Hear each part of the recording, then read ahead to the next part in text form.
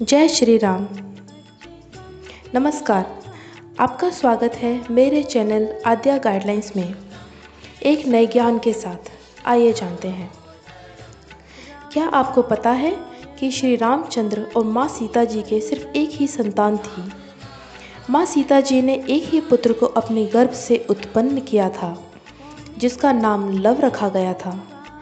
अब आप सोच रहे होंगे कि अभी तक टेलीविज़न के माध्यम से या बड़े बुजुर्गों से या वाल्मीकि जी की रामायण से आपको यही ज्ञान प्राप्त हुआ है कि श्री रामचंद्र जी और माँ सीता जी के जुड़वा संतान थी लव और कुश।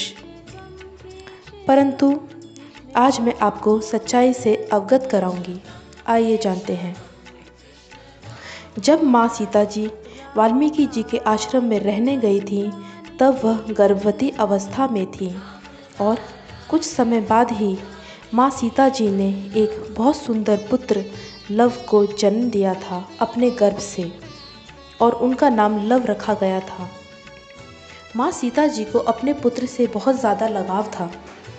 एक दिन की बात है, माँ सीता जी स्नान करने नदी पर जाने लगी तो उन्होंने वाल्मीकि जी के निकट जाकर उनसे कहा, गुरुजी, मैं नदी में स्नान करने जा रही हूँ, आप मेरे पुत्र लव का ख्याल रखिएगा। परंतु वाल्मीकि जी अंतर्ध्यान में थे और हाँ में सर हिला दिया। माँ चली गई स्नान करने, परंतु रास्ते में उन्हें लगा कि वाल्मीकि जी अंतर्ध्यान अवस्था में थे। शायद उन्होंने मेरी बात स्पष्ट नहीं सुनी और यही सोचकर माँ बहुत भयभीत हो गई कि कोई पशु उनके पुत्र को अपना आहार ना बना ले, और आधे रास्ते से ही वापस लौट आई। आश्रम आकर उन्होंने देखा कि वाल्मीकि जी सच में पुत्र के निकट नहीं थे।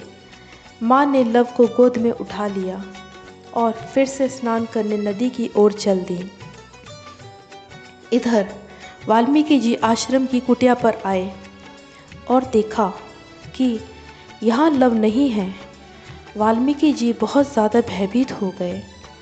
माँ सीता को क्या जवाब देंगे और उनके क्रोध का कैसे सामना करेंगे। माँ बहुत शक्तिशाली थीं। वाल्मीकि जी भय से कांपने लगे कि माँ उन्हें शाप ना दे दे। इसीलिए भय के कारण वाल्मीकि जी ने बहुत सारी कुशा इकट्ठी की। दोस्तों, मैं वही कुशा की बात कर रही हूँ जो श्री गणेश जी को अर्पित की जाती है, जिसे हम घास भी बोलते हैं, जो हरे रंग की घास होती है। घास यानी कि कुशा। घास को संस्कृत में कुश बोला जाता है। आइए आगे सुनते हैं। वाल्मीकि जी ने बहुत सारी कुश इकट्ठी करके अपने मंत्रों और शक्तियों की ताकत से एक बिल्कुल लव जैसा बालक तैयार किया और उनमें प्राण फूंक दिए।